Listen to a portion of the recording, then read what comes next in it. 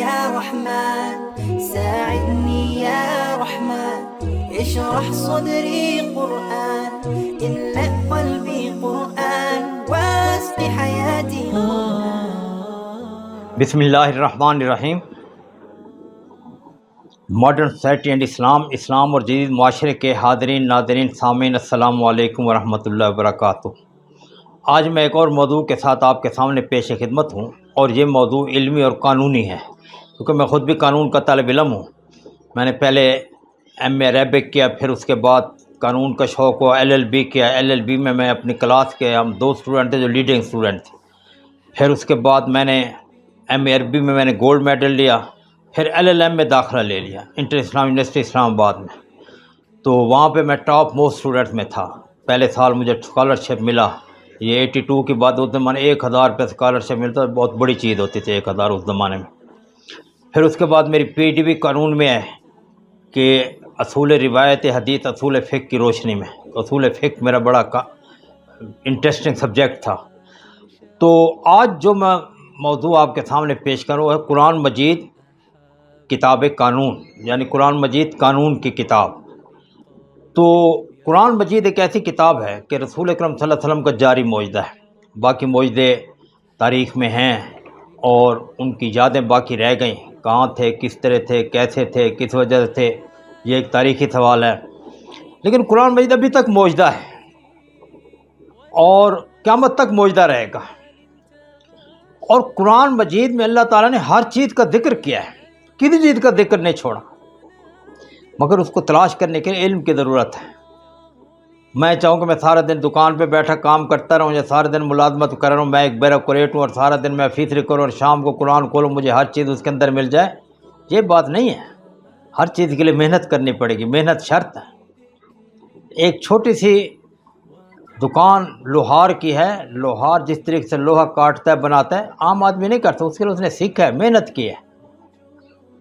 تو تمام چیزوں کو ہم اس پہ قیاس کر لیتے ہیں۔ تو قرآن مجید میں اللہ تعالیٰ نے کسی چیز کا ذکر نہیں چھوڑا۔ اس نے فرمایا ما فرطنا فی الکتاب من شیء، میں نے کتاب میں کوئی ایسی چیز نہیں ذکر چھوڑ دیا۔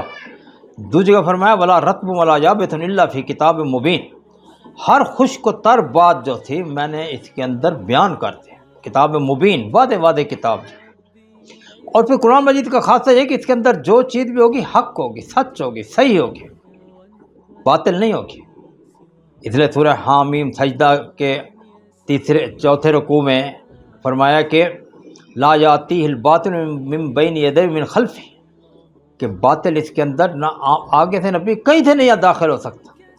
حق سے مراد یہ ہے کہ جو قرآن مجید کا حکم ہوگا وہ بنی نوع انسان کے لیے سراسر سرتبہ خیر ہی خیر ہوگا، اس کے اندر نقصان نہیں ہوگا، اس کے اندر فائدہ ہی فائدہ ہوگا، اس کو خیر ہی خیر ہوگی، اچھائی ہوگی، بھلائی ہوگی، کہیں اس کے لیے شر نہیں ہوگا، کہیں اس کے لیے اس کے اندر نقصان نہیں ہوگا، اس کے لیے ضرر نہیں ہوگا۔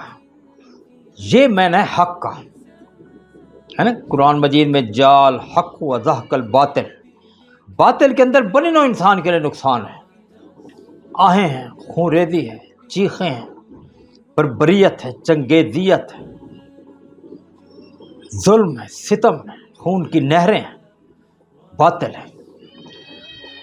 تو قرآن مجید میں اللہ تعالیٰ نے بے شمار چیزیں ذکر کی ہیں۔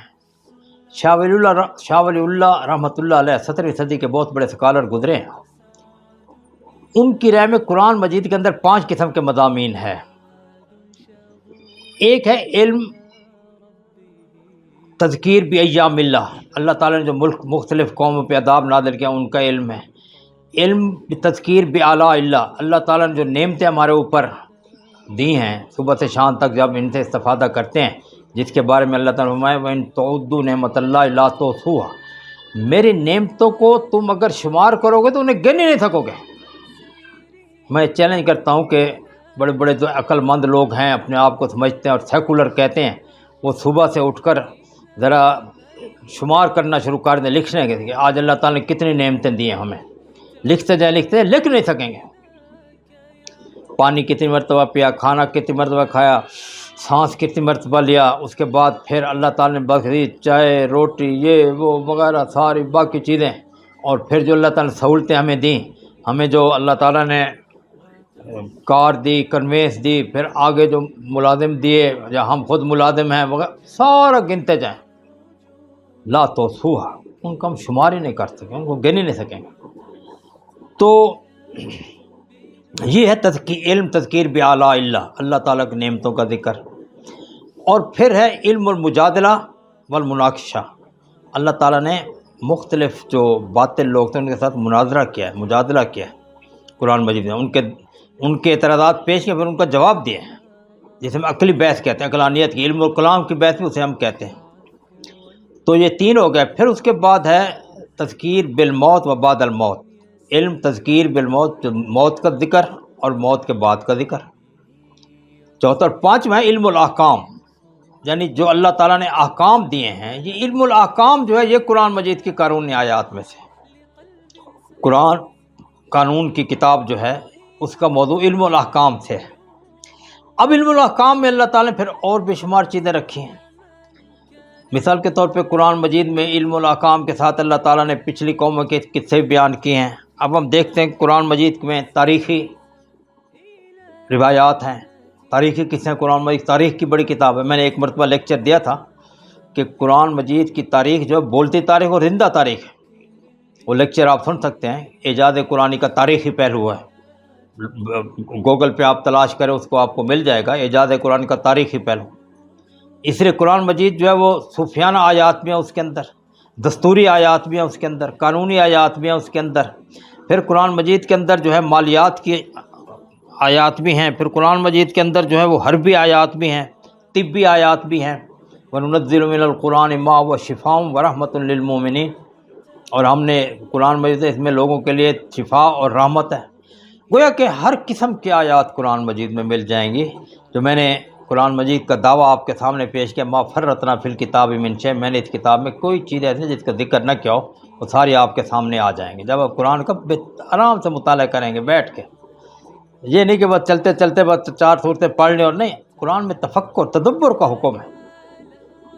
قرآن کی آیات پہ جتنا تدبر کرتے جائیں، جتنا تفکر کر جائیں، قرآن کی حقانیت، قرآن کی صداقت، قرآن کی سچائی کھل کھل کے سامنے آتی جائے گی، آپ حیران ہوتے جائیں گے، حیرانی کے سمندر میں ڈوب جائیں گے۔ دیکھیں دنیا کی واحد کتاب ہے کہ دور نبی صلی اللہ علیہ وسلم سے ابھی تک اس کی تفسیریں لکھی جا رہی ہیں، تفسیریں ختم ہی نہیں ہوتی۔ صرف پاکستان میں، پاکستان بننے کے بعد ابھی تک مکمل 1000 تفاسیر لکھی جا چکی ہے۔ آپ اندازہ کریں، تورات، انجیل، زبور، یہ بھی ہماری مقدس کتابیں ہیں۔ یہ نہیں کہ اب صرف یہودیوں کی ہیں، نہیں، ہماری بھی مقدس کتابیں ہیں۔ حضرت موسیٰ علیہ السلام سے کہ زیادہ حقدار ہم ہیں یہودیوں سے۔ حضرت عیسیٰ علیہ السلام، ہم تو یسوع مسیح کہتے نہیں، جب بھی حضرت عیسیٰ علیہ السلام علیہ سیدنا عیسیٰ علیہ السلام کہتے ہیں، لیکن کسی کتاب کی تفسیر آپ کو کہیں بھی نہیں ملے گی، ان کے اندر کچھ ہے ہی نہیں، کیا تفسیر لکھی جائے گی؟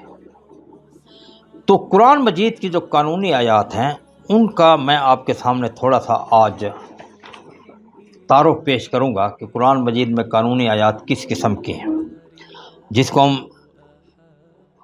علم الاحکام کہتے ہیں۔ احکام کا علم، احکام سے مراد ہے کہ کس چیز کا حکم دینا، نماز پڑھو، روزہ رکھو، برائی کے قریب مت جاؤ، اور اس طریقے سے شراب کی حرمت وغیرہ، یہ ساری چیزیں۔ تو قرآن مجید میں ہمیں جو علم الاحکام، اسے ہم اپنی لیگل زبان میں فقہ کہتے ہیں۔ فقہ، اچھا لفظ فقہ نہیں ہے، فقہ ہے۔ جو ایم اے بی اے کے لڑکے وہ تو چلو فقہ بولتے ہیں، لیکن M Phil P H D کے لڑکے فقہ بولیں، اور جو صاحب علم لوگ ہیں وہ بھی فقہ بولیں، فقہ نہ بولیں، فقہ۔ تو قرآن مجید میں جو احکام ہیں ان کو ہم فقہ کہتے ہیں، فقہی احکام۔ اور جو قرآن مجید کے فقہی احکام ہیں ان کی جو آیات قرآن مجید میں 500 کے قریب آیات ہیں۔ فقہی آیات یعنی احکام کی آیات 500 ہیں، باقی پھر ان احکام کو تقویت دینے کے لیے مختلف قصے، مختلف کہانیاں، مختلف تاریخیں، مختلف اور چیزیں، تاریخی واقعات اور چیزیں بیان کی اللہ تعالیٰ نے کہ ان احکام کے فوائد کیا ہیں اور ان احکام پہ عمل کرنے نقصانات کیا ہوں گے، وہ اللہ تعالیٰ نے باقی چیزوں میں فائدہ۔ تو یہ جو 500 احکام آیات ہیں ان کے اندر پھر مختلف قسم کے قوانین بیان کیے گئے۔ مثال کے طور پہ سب سے پہلے فقہ الاسرہ ہم اسے کہتے ہیں، جسے انگلش میں فیملی لا ہم کہتے ہیں۔ LLB میں ہم نے فیملی لا پڑھا تھا.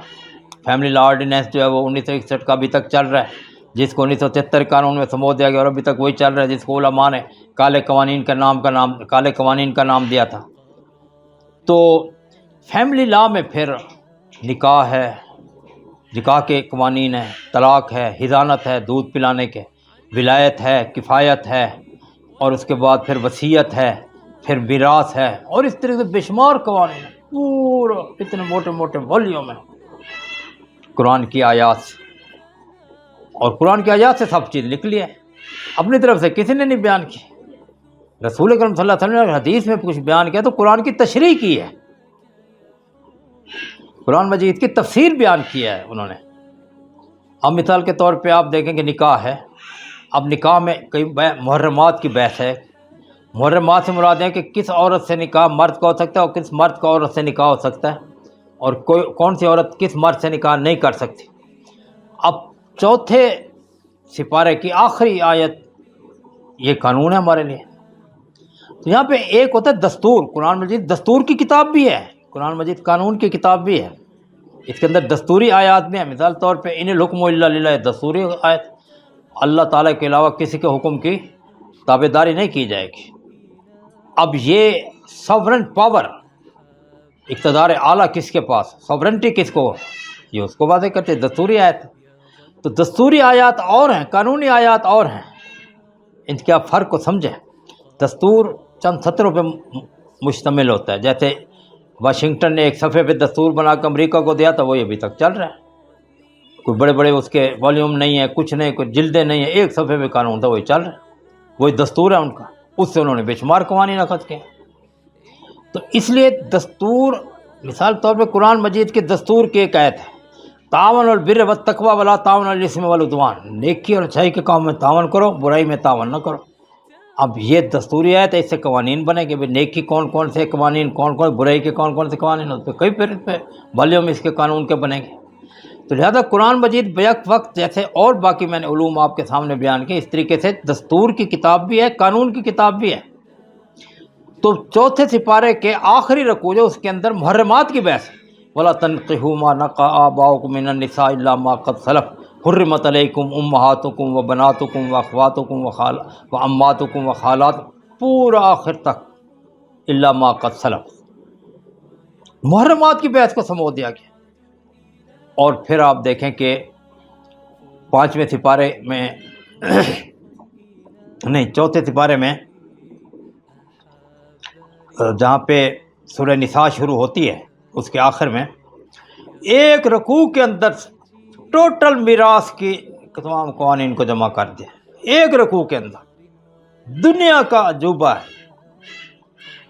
عجوبہ روزگار چیز، میراث کے قوانین سارے، اور اس کو سامنے رکھ کے پھر اس کی تفصیل میں پورے والیوم لکھے گئے ہیں. تو لہذا اسے ہم کہتے ہیں فقہ الاسرہ، خاندانی فقہ جو ہے اسے. اس کے بعد پھر اس کے اندر فقہ المالی بھی ہے. فقہ المالی سے مراد یہ ہے کہ فائنانشل لا یا فزیکل لا، جسے علم الاقتصاد بھی کہتے ہیں، وہ اس کے اندر موجود ہے کہ مال کیسے کماؤ، مال کیسے خرچ کرو، کیونکہ اس کا موضوع تو یہی ہے کہ مال کیسے کماؤ اور کیسے خرچ کرو. بلکہ میں تو جب طلباء کو پڑھاتا ہوں علم الاقتصاد تو میں کہتا ہوں کہ قرآن مجید تو لگتی اقتصاد کی کتاب ہے. جس آیت کو اٹھائیں اقتصاد، اقتصادیات، مالیات، ہر چیز کو اس تفصیل سے ڈسکس کیا ہے. تو فائنانشل لا اور فزیکل لا اور باقی جتنے بھی ہماری اس قسم کی مالیاتی قسمیں، سیل آف گڈز ایکٹ وغیرہ سارے وہ اس کے اندر بیان کیے گئے. تو یہ اسے ہم فقہ المالی کہتے ہیں. اس کے بعد تیسری اس کے اندر جو ہے پھر وہ فقہ الدستوری ہے، جس کے بارے میں نے آپ کو بتایا. چوتھا جو ہے وہ فقہ الاداری ہے. فقہ الاداری سے مراد ہے کہ پروسیجرل لا، جیسے ہمارا سول پروسیجرل لا جسے ہم CPC کہتے ہیں، سول پروسیجرل لا، یا دوسرا ہمارا جو ہے وہ فوجداری پروسیجرل لا، CRPC، کرمنل پروسیجر کوڈ ہم اسے کہتے ہیں. پھر اس کے اندر ایویڈنس ایکٹ بھی آ جاتا ہے. تو اس کو ہم ادب القضاء بھی کہتے ہیں. ادب القضاء، قاضی کے فیصلہ کرنے کے آداب، اس کے اندر ساری بحثیں آ جاتی ہیں. اور یہ بھی قرآن مجید میں سے اللہ تعالیٰ نے ہمیں عنایت کیا اور ہم اس کو اسی کو بنیاد بنا کر یہ ساری چیزیں بناتے ہیں. پھر اس کے بعد ہم دیکھتے ہیں کہ قرآن مجید میں فقہ الجنائی بھی ہے. فقہ الجنائی سے مراد یہ ہے کہ فوجداری قانون، کرمنل لا، جیسے ہمارا سی پی سی ہے، سول اپنا معذرت پی پی سی ہے، Pakistan penal code. Pakistan penal code جیسے اس میں 302 ہے قتل کی دفعہ ہے، 307 اقدام قتل ہے. اس کے علاوہ چوری، باقی تمام چیزیں، موڈیسٹی آف وومن، میرے خیال ہے 322 ہم ایل ایل بی میں پڑھتے تھے، موڈیسٹی آف وومن اس کے اندر ہے. اور پھر اس کے بعد 506 میں ہے کسی آدمی کی بے عزتی نہیں کرنا. دفعہ جو لگتا ہے تو یہ ہم اسے کہتے ہیں فقہ الجنائی. تو فقہ الجنائی سے مراد یہ ہے کہ سی پی سی معذرت پی پی سی، پاکستان پینل کوڈ، جو پینل کوڈ ہوگا وہ سی پی سی ہے. قرآن مجید نے جگہ جگہ اس کی آیات ہے جس سے ہم جو ہے قانون اخذ کرتے ہیں. مثال چوری کی اللہ تعالیٰ نے قرآن میں فرمایا، سورہ المائدہ میں 5ویں 6 ایسے آیت ہے، اس کے اندر والسارق والسارق فاقطعوا ایدیہما جزاء بما کسبا نکالا من اللہ. چور اور چورنی کے ہاتھ کاٹ دو، زانی کو سزا دو. کیا سزا دو؟ الزانۃ والزانی فاجلدوا کل واحد منہما 100 جلدہ، اسے 100 کوڑے کی سزا دو. پھر جو ڈکیت ہیں آج کل، ان کو انما جزاء الذین یحاربون اللہ ورسولہ، تو جو اللہ تعالیٰ سے جنگ کرتے ہیں ان کو اللہ تعالیٰ جنگ قرار دے، جو لٹیرے ہیں جگہ جگہ لوٹتے رہتے ہیں. تو آپ نے فرمایا کہ ان یقتلوا، انہیں قتل کر دو، یصلبوا، ان کو سولی پہ چڑھا دو، اور وغیرہ سارے اس کے اندر یہ موجود ہیں. اس کے اندر آپ دیکھ لیں جتنی بھی سزائیں ہیں ساری قرآن مجید میں موجود ہیں. چوری ہے، ڈکیتی ہے، زنا ہے، شراب خوری ہے، وغیرہ ساری. تو اچھا اس طریقے سے قذف ہے، کسی پہ جھوٹا الزام لگانا. میں کہتا ہوں فلاں ولد الزنا ہے، وہی پکڑ کر مجھے 80 کوڑے لگا دیے جائیں گے. دلیل دو، ورنہ البینہ او حد علی ظہرک، رسول نے فرمایا کہ یا گواہ دو یا پھر تمہاری کمر پہ بھی 80 کوڑے لگیں گے. اور وہ سورہ نور کی آیت ہے کہ والذین یرمون المحصنات ثم لم یاتوا باربعۃ شہداء فاجلدوہم 80 جلدہ، ان کو 80 کوڑے مار. تو یہ فقہ الجنائی ہے، ہم اسے کہتے ہیں. تو میں نے بتایا تھا کہ جو احکام کے ہیں تو اسے ہم فقہ کہیں گے، چاہے وہ فقہ دستوری ہے چاہے وہ فقہ قانونی ہے سارے. پھر اس کے بعد فقہ المدنی ہے جسے ہم سول لا کہتے ہیں، سول پروسیجر کوڈ ہے جسے سی پی سی کہتے ہیں ہم، سول پروسیجر کوڈ. اس کے اندر پہلے سیکشن ہے، پھر رول ہے، پھر آرڈر ہے، آرڈر فلاں، رول فلاں، سارا اس طریقے سے اس کے اندر سارا سول پروسیجر ہے بھی کس طریقے سے جو سول معاملات ہوں گے ان کو کس طریقے سے حل کیا جائے گا. تو فقہ المدنی جو ہے سول لا بھی اس کے اندر موجود ہے، پینل لا بھی ہے، سول لا بھی ہے. اس کے بعد پھر فقہ الدولی ہے. فقہ الدولی سے یہ انٹرنیشنل لا جسے ہم کہتے ہیں قانون بین الممالک، بین الاقوامی قانون نہیں بلکہ قانون بین الممالک، اس کا ترجمہ ہم یہ کرتے ہیں قانون. فقہ الدولی اس کے اندر موجود ہے سارے قرآن مجید میں. کس طریقے سے ہم نے دوسرے قوموں کے ساتھ میل جول رکھنا ہے، کس طریقے سے ان کے ساتھ ہم نے سورہ توبہ کے اندر سارا فقہ الدولی بڑی پڑھی. آپ دیکھیں کہ قرآن مجید کی بہت بڑی آیت ہے کہ جو غیر مسلم ہیں ان کے ساتھ کیسا سلوک ہم نے رکھنا ہے، ان کے ساتھ جو معاہدہ کرنا تو پورا کرنا. وَلَا يَجْرِمَنَّكُمْ شَنَآنُ قَوْمٍ عَلَىٰ أَلَّا تَعْدِلُوا اعْدِلُوا وَأَقْرَبُوا لِلتَّقْوَىٰ، کسی قوم کی دشمن ہے تمہیں راہ راست سے مت ہٹا دو، عدل کے ساتھ ہر کے ساتھ معاملہ کرو، یہ تقوی کے قریب ہے. فقہ الدولی کے بارے میں سارے آیات ہیں. فَمَا اسْتَقَامُوا لَكُمْ فَاسْتَقِیمُوا لَهُمْ، جس مدت تک وہ تمہارے ساتھ بھلائی اچھائی کا معاہدہ کرتے اور اچھے بن کے رہتے ہیں تم ان کے اچھے بن کے رہو، اور جب وہ برے بنے تو ان کا تمام ان کے معاہدے ان کے منہ پہ دے مارو اور کہو جی بس ہم اب آپ کے ساتھ نہیں رہ سکتے. حضرت امیر معاویہ رضی اللہ تعالیٰ عنہ ایک مرتبہ روم کے ساتھ ان کی صلح تھی. مثال کے طور پہ جیسے آج کل اگست ہے تو 31 اگست کو وہ صلح کی مدت ختم ہونی تھی. تو حضرت امیر معاویہ رضی اللہ تعالیٰ عنہ نے 6 مہینے پہلے حکم دیا کہ لشکر ترتیب دیا جائے. لشکر تیار ہوا سارا، اس کے لیے کھانا، اسلحہ، سپاہی، فوجی، کمانڈر، دستے، ترتیب، نقشہ، یہ وہ، اور تمام راستوں میں کہہ دیا گیا کہ ادھر سے لشکر آئے گا. کیونکہ زمانے میں لشکر جاتے ہیں ان کے ساتھ گھوڑے، کھچر، اونٹ جو ہوتے تھے ان کے لیے چارے کا بندوبست کرنا پڑتا تھا، جیسے آج کل پیٹرول ساتھ لینا پڑتا ہے ویسے. تو وہ پھر راستے میں ہر کسی کو کہنا پڑتا تھا بھائی اتنا چارہ آپ نے، اتنا چارہ آپ نے. اور پھر لشکر ایک راستے سے جاتا تھا پھر اس راستے سے واپس نہیں آتا تھا کیونکہ مطلب چارہ ختم ہو گیا، پھر دوسرے راستے سے آتا. بہت ٹیکنیکل چیزیں ہوتی تھیں اس زمانے میں. آج تو ہم مسلمان بس ایسے بیٹھے ہیں ہاتھ پہ ہاتھ دھرے، تمہیں اپنے آبا سے نسبت ہو نہیں سکتی، ہمیں تو ان سے نسبت ہی کوئی نہیں بات۔ تو 1 اگست کو روانہ ہو گئے،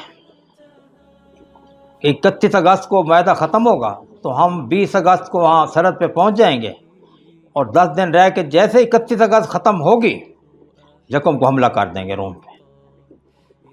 اور لشکر نکلا، حضرت امیر معاویہ رضی اللہ عنہ آگے گھوڑے پہ سوار ہو کے اس کے سپہ سالار چلے۔ ایک ثابت حضرت مالک رضی اللہ تعالیٰ عنہ، وہ حضرت امیر معاویہ سے بھی آگے نکل کے گھوڑا دوڑا، اللہ اکبر اللہ اکبر اللہ اکبر اللہ اکبر اللہ اکبر۔ حضرت امیر معاویہ رضی اللہ تو پریشان، ان کے صحابی رسول کیا بات ہے؟ تو انہوں نے کہا کہ رسول اکرم صلی اللہ علیہ وسلم نے فرمایا ہے قرآن مجید کی آیات کی روشنی میں کہ جب کسی قوم کے ساتھ معاہدہ کرو، جب معاہدہ ختم کرنا ہو تو انہیں اس سے 2-3 مہینے پہلے اطلاع دے دو کہ 31 اگست کو ہمارا معاہدہ ختم ہوگا، اس کے بعد ہم تمہارے ساتھ معاہدہ نہیں کریں گے۔ اطلاع دینے کے بعد پھر حملہ کر سکتے، پہلے نہیں حملہ کر سکتے۔ اچھا فرمایا تھا انہوں نے، ہاں، ان کے سارے لشکر واپس ہو جائے۔ یہ دیکھیں کہ سنت پہ عمل کرنا، 6 مہینے سے لشکر تیار کرنے کو خالہ جی کا گھر نہیں ہے۔ آج ہم نے جہاں سے اپنا مسجد الحرام جانا عمرہ کرنے یا حج کرنے، تو ہم دیکھیں کتنا ہم کوششیں کر کے پہلے تیاری، پیسہ، وہ پاسپورٹ، اور پھر اس کے بعد ویزے، اور پھر اس کے بعد باقی چیزیں، اور پھر کپڑے، اور یہ سارا، تو وہ تو لشکر تھا۔ لیکن ایک حکم پہ جی حکم، واپس چلو واپس۔ بین الاقوامی قانون جو ہے ہمارے، اسے ہم فقہ الدول ہی کہتے ہیں۔ اس کے بعد پھر فقہ العقود ہے، کنٹریکٹ ایکٹ جسے کہتے ہیں، وہ ہے قرآن مجید میں اس کے بارے میں بھی کنٹریکٹ کیسے کرنا چاہیے۔ اور پھر ایویڈنس ایکٹ ہے جسے ہم فقہ الشہادات کہتے ہیں، اور وہ اس کے بارے میں ایویڈنس ایکٹ جو ہمارا ہے اس کے اندر، کیونکہ مجھے یاد ہے میں نے LLB میں ایویڈنس ایکٹ میں 75% مارکس لیے تھے، وہ اس کے اندر موجود ہے۔ اور اس کے بعد پھر اس کے اندر جو ہے عبادات بھی ہیں، عبادات کیسے کرنے چاہیے۔ قرآن مجید میں اللہ تعالیٰ نے فرمایا کہ نمازوں کے اوقات کیا ہیں، اقم الصلاۃ لدلوک الشمس الی غسق اللیل وقرآن الفجر ان قرآن الفجر کان مشہودا۔ اور پھر اللہ تعالیٰ کے آگے جھکو، من طرف من النہار زلفا من اللیل، اور ان الحسنات یذہبن السیئات، اور پھر نماز پڑھ کے ورکعوا مع الراکعین واسجدوا ورکعوا مع، ہر چیز کا اللہ تعالیٰ نے اس کے اندر ما فرطنا فی الکتاب من شیء، کوئی چیز نہیں جس کا ذکر میں نے کتاب میں نہ چھوڑا۔ ہاں اگر کسی چیز کے اندر کوئی سمجھ نہ آئے تو حدیث میں رسول اکرم اس لیے بھیجا گیا کہ کوئی کتاب صرف اکیلی نہیں آئی، ساتھ نبی کو بھی بھیجا گیا کہ اس کی تشریح کر کے بتاؤ، عمل کر کے بھی بتاؤ، وہ بھی قرآن کا حصہ ہے۔ تو فقہ العبادات ہے، اور اس کے بعد پھر اس کے اندر اس کے اندر ہم دیکھتے ہیں کہ اصول الفقہ بھی ہے، جورسپروڈنس، جسے ہم اسلامک جورسپروڈنس کا نام دیتے ہیں۔ میری خود کتاب ہے اسلامی اصول فقہ، جو ساری یونیورسٹیوں میں اور ہر جگہ چلتی ہے، کہ قانون سازی کیسے کرنی چاہیے، یہ بھی قرآن مجید کے اندر اللہ تعالیٰ نے واضح کیا کہ اس نقطے کو کس طریقے سے آگے کرنا چاہیے۔ تو اس کے بعد پھر یہ سارے جو فقہی دستوری آیات ہیں 500، ان آیات کے حساب سے پھر کچھ تفاسیر لکھی گئی ہیں جو صرف فقہی تفاسیر ہیں، اور آیات کو چھوڑ دیا گیا، ذکر کیا گیا لیکن ان پر توجہ نہیں دی گئی۔ ان کو ہم کہتے ہیں احکام القرآن، یا تفسیر احکام القرآن، یا تفسیر آیات الاحکام۔ ان کے اندر صرف جو قرآن مجید کی فقہی آیات ان کی تفسیر بیان کی گئی ہے، اور دیکھو کتنا مسلمانوں نے کام کیا۔ امام بکر جساس رحمۃ اللہ علیہ تھے، قاضی تھے، حنفی تھے، انہوں نے احکام القرآن کتاب لکھی، مارکۃ العراء کتاب ہے فقہی آیات کے بارے میں۔ امام قرطبی نے کتاب لکھی الجامع لاحکام القرآن، قرطبہ کے رہنے والے تھے اندلس کے، انہوں نے کتاب لکھی۔ امام شافعی رحمۃ اللہ علیہ احکام القرآن کے نام سے کتاب لکھی۔ اور اس کے بعد پھر یہ ہے کہ فقہ حنفی کے مطابق علیحدہ تفسیریں ہوئیں، فقہ مالکی کے مطابق علیحدہ ہوئیں، فقہ شافعی کے مطابق علیحدہ ہوئیں، فقہ حنبلی کے مطابق علیحدہ ہوئیں۔ کتنا کام ہوا مسلمانوں کا علمی ذہن اور قانونی ذہن دیکھیں۔ تو پھر مختلف کتابیں جو تھیں وہ اس حساب سے لکھی گئیں، اور امام قرطبی نے لکھی، اور پھر احکام القرآن مالکی فقہ کے حساب سے ابن العربی مالکی، یہ اندلس کے نا ادھر سے تھے، اپنا تیونس کے تھے یا مراکش کے تھے، انہوں نے یہ کی لکھی احکام القرآن ابن العربی المالکی رحمۃ اللہ علیہ، بڑی مارکت والا کتاب، اس کے اندر بڑی قانونی بحثیں ہیں ہر قسم کی، پڑھ کے آدمی حیران رہ جاتا ہے کہ اتنا اس زمانے میں علم تھا۔ ہم کہتے ہیں کہ پچھلے ہمارے آبا کو کیا پتہ تھا، ہم اس سے۔ پھر تفسیر آیات الاحکام دور حاد میں لکھی گئی۔ ابھی سعودی عرب میں محمد علی سیف تھے، انہوں نے تفسیر آیات الاحکام، صرف ان آیات کی جو حکم والے۔ محمد علی صابونی ابھی فوت ہوئے ہیں، کوئی 10 سال ہوئے ہیں، مدینہ یونیورسٹی میں پروفیسر تھے، انہوں نے تفسیر آیات الاحکام کیا۔ میں نے خود LLM میں یہ ساری میں نے پڑھی ہوئی ہیں الحمدللہ ساری۔